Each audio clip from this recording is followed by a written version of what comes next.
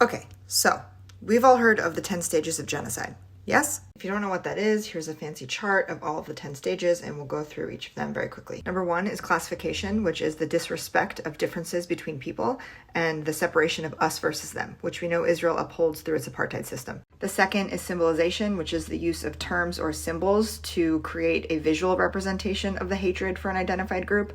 Israel does this through calling Palestinians Arabs or Arab Israelis rather than Palestinians. They refuse to say Palestinians and to acknowledge our existence. They also do this through giving Palestinians different types of IDs, which grant them or deny them access to certain parts of Palestine simply because of the fact that they are Palestinian. Number 3 is discrimination, in which the dominant group denies civil rights and even citizenship to the identified group.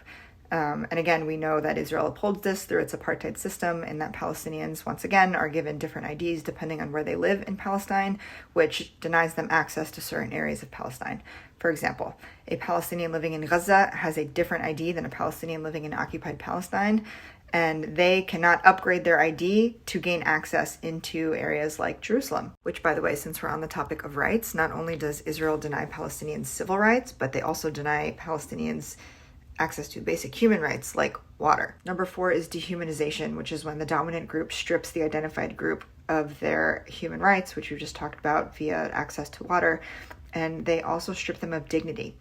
We have heard top Israeli government officials referring to Palestinians as human animals. Number 5 is organization, which is when the state plans the genocide of a people. Genocides are always planned. And as we know, a lot of information has been coming out about how Israel knew about Hamas plans pre-October 7th, let it happen, and what their plans were for retaliation and what their plans are for the future of Gaza. Number 6 is polarization, which is the use of propaganda created by hate groups in order to demonize the identified group of people. I have no less than 20-something videos on propaganda on my page, but quick recap. The Israeli government came out with fabricated stories and unsubstantiated claims of things like 40 beheaded babies and sexual violence being used as an organized tactic of war. Number 7 is preparation, which kind of ties into the organization aspect of the 10 steps of genocide, except that this one is for the plans of ethnic cleansing.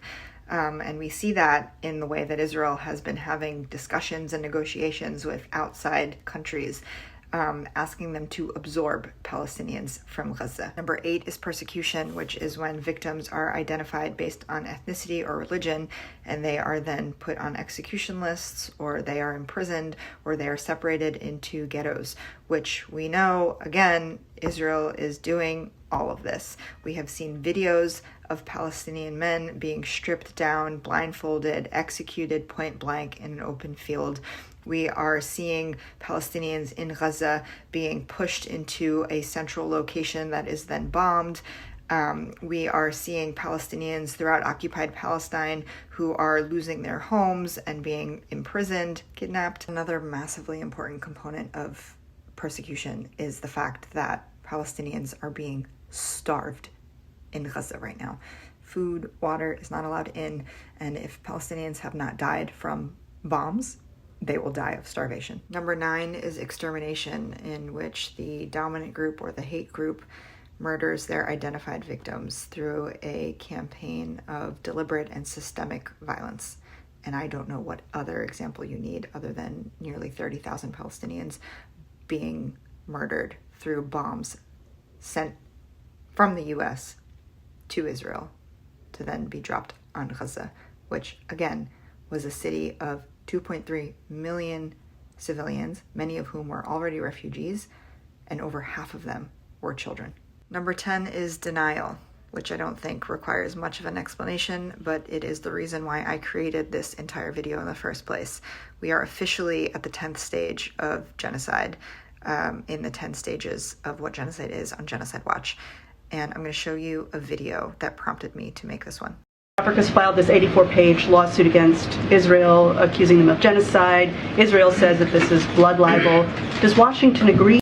And where does this put Washington and Pretoria? We find this submission meritless, counterproductive, and completely without any basis in fact whatsoever.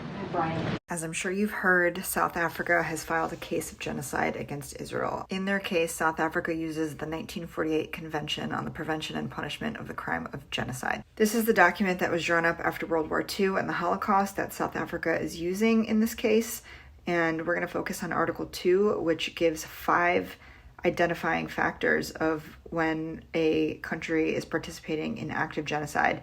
And it's a little bit different than the 10 stages that we just went through, but my point in showing you all of this is that no matter which way we describe what genocide is, Israel is upholding every single point across the board. Now, in order to be considered participating or actively engaging in genocide, you only have to be committing one of these 5 points.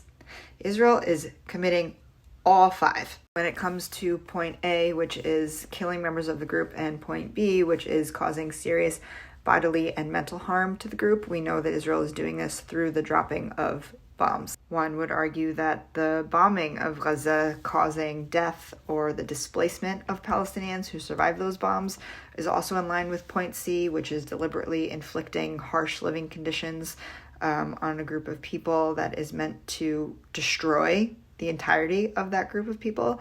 But we can also use the fact that Israel is starving Gaza for point C. These last 2 points are really unique, and I think they might actually be the grossest on the list.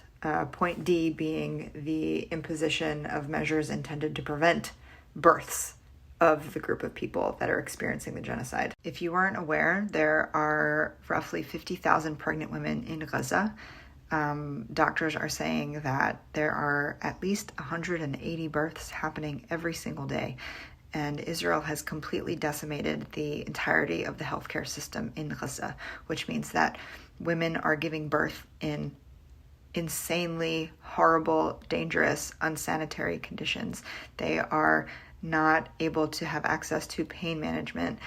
They are having C-sections without anesthesia. They are dying in childbirth, and their children are dying. All of this is targeted. All of this is to prevent the birth and the expansion of the Palestinian population. Just a reminder that this isn't just happening in Gaza. For years, Palestinian women have been forced to give birth at checkpoints because Israel denies them entry to a checkpoint to reach a hospital to give birth. And point E, which is unfathomable, is the forcible transfer of children of the group experiencing the genocide into another group. And while it has been known that Israel has been stealing children for years, this is the video that I will make at another time, proof of this happening now comes after the story of an Israeli soldier who went in and stole a baby girl, a Palestinian baby girl, from the family of the parents whom they had just killed, with the intention of bringing them back into Israel to give them to Israeli parents. In a interview on an Israeli radio station, a buddy of the soldier who ended up dying from wounds that he got in Gaza talks about how despite the atrocities that they have inflicted on Gaza, out of the goodness of his heart, his buddy kidnapped this Palestinian baby to care for her with the intentions of then transferring her to his Israeli friends who were looking to adopt a baby.